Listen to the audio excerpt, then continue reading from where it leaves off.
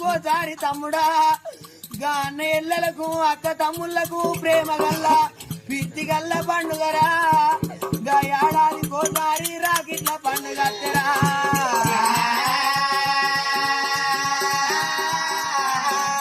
రాకిట్ల పండుగ పండుగ తమ్ముడా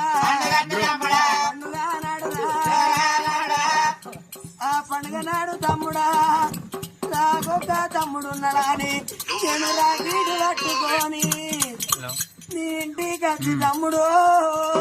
నీ నొట్టికి బొట్టు పెట్టి చేతికి రాకీటి కట్టే అక్కడరా